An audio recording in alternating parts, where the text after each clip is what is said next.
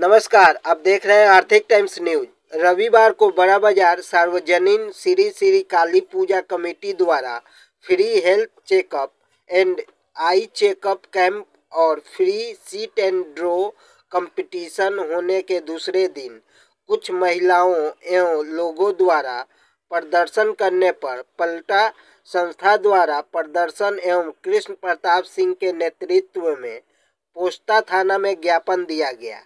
इस मौके पर कृष्ण प्रताप सिंह ने क्या कहा, आइए जानते हैं। এটা আমাদের কর্মভূমি জন্মভূমি। এখানে আমরা থেকেছি প্রত্যেক 25-30 বছর আমার জন্ম, আমরা এখানেই থেকেছি, এখানেই বড় হয়েছি। আজ পর্যন্ত কোনোদিন দেখিনি যে একটা প্রোগ্রামের পাল্টা লোক প্রোটেস্ট করছে। আর যে মেয়ে প্রোটেস্ট করতে এসছে ওইখানে থাকে না, এই অঞ্চলে থাকে না। এই ও কোথা থাকে আমি এটাও জানি না। তার নাম হলো পায়েল নাগ। আর এটা ব্যবসায়ী এলাকা।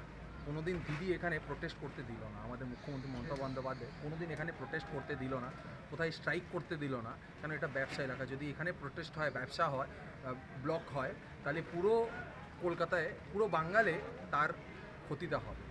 সেইখানে আমরা দেখছি একজন মেয়ে প্রায় 40-50টা গুন্ডার মতন ছেলেদেরকে নিয়ে, আর বুরখা পরে মহিলারা, আমরা জানি না মহিলারা ছিল না ছেলেরা ছিল সেটাও আমরা জানি না, কোন ইন্টেনশনে এসেছিল আমরা জানি না, ঠিক আছে।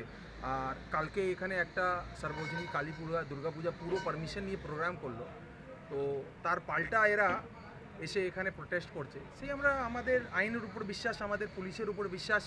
আমরা তো কোনোদিন বলি না পুলিশ হায় হায়, পুলিশ আমাদের, ঠিক আছে। পুলিশ আমাদের বাঙালি সরকার, আর আমরা মানি পুলিশ আছে, তাই জন্য Kolkata is the safest city in পুরো ভারতে। সেই বিশ্বাস আমাদের পুলিশের উপরে। আমরা এখানে এসে একটা ডেপুটেশন দিয়েছি যে এরা কে, এদেরকে আইডেন্টিফাই করা হয়।